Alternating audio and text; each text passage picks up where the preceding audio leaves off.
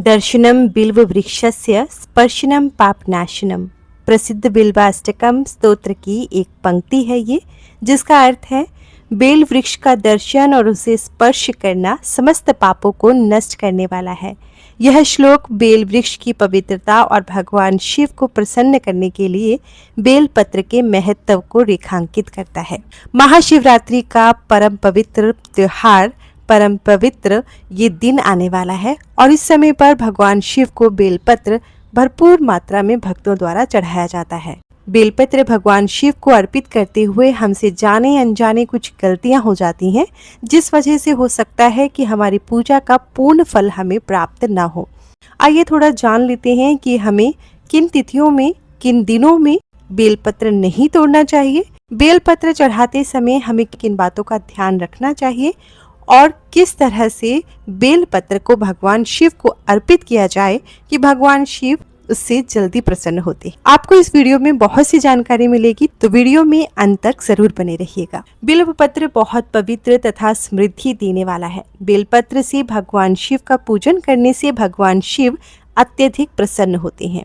अगर आप खुद से बेल वृक्ष से जाकर बेलपत्र तोड़ते हैं तो आप सावधान हो जाइए। आपको इन दिनों में या इन तिथियों में बेलपत्र नहीं तोड़ना है। सोमवार का दिन है तो बेलपत्र आपको बिल्कुल नहीं तोड़ना है। सोमवार के दिन आपको भगवान शिव को ताज़ा बेलपत्र चढ़ाना है। ऐसा आप सोचकर उस दिन बेलपत्र ना तोड़ें, आप एक दिन पहले तोड़कर रख सकते हैं। हमारे शास्त्रों में ऐसा कहा गया है कि बेलपत्र 6 माह तक पुराना नहीं माना जाता है।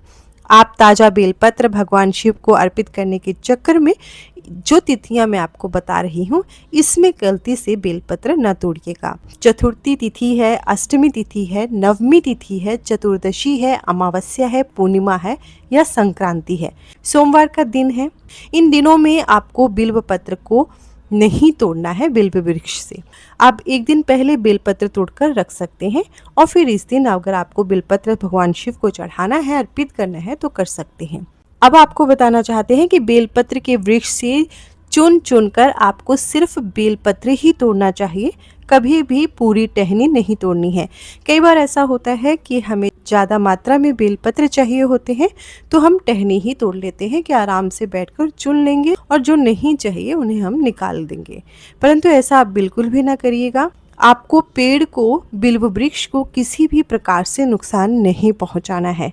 आपको जो पत्ते चाहिए सिर्फ उतने ही लीजिएगा, उसके अलावा टहनी को बिल्कुल भी ना तोड़िएगा। आपको कोई भी ऐसा काम नहीं करना है जिससे वृक्ष को नुकसान हो, उसकी वृद्धि रुके या बाधित हो, तो इसका विशेष ध्यान रखें। एक बेलपत्र में 3 पत्तियां होनी चाहिए और वो कहीं से भी टूटी फूटी नहीं होनी चाहिए।